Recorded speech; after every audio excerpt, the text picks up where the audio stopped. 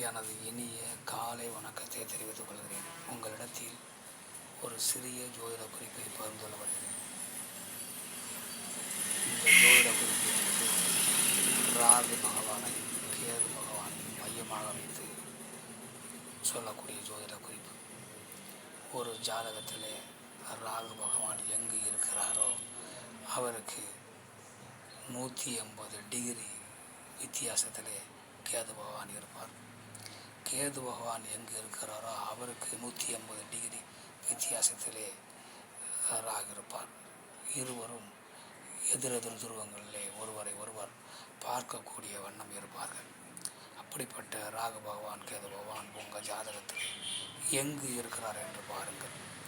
அந்த ராகு பகவான் எந்த வீட்டில் இருக்கிறாரோ அந்த வீட்டினுடைய காரகத்தன்மை, அந்த வீட்டினுடைய உயிர் உறவுகள், அந்த வீட்டினுடைய அந்த சுகபோகத்தன்மைகள் இவைகளை அனுபவிக்கத்தான் நாம் பிறந்திருக்கிறோம் என்று நீங்கள் முதலில் புரிந்து கொள்ளுங்கள். அதேபோல் கேது பகவான் எங்கு இருக்கிறார் என்று உங்கள் ஜாதகத்தில் பாருங்கள்.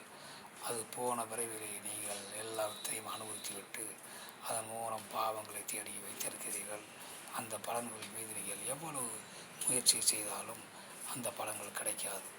அதனால் கேது பகவான் இருக்கும் வீட்டினுடைய காரக பலன்கள் மீது அதிகமாக ஆசை கொண்டு அதற்காக முயற்சி செய்வதை கைவிட்டு விட வேண்டும்.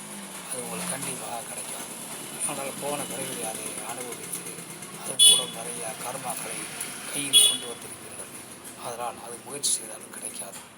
ராகு பகவான் இருக்கக்கூடிய அந்த வீட்டினுடைய காரகத்துவங்களும் அந்த உயிர் உறவுகளும் அது மீது உங்களுக்கு ஆர்வம், ஈர்ப்பு சக்தி எல்லாம் இருக்கும்.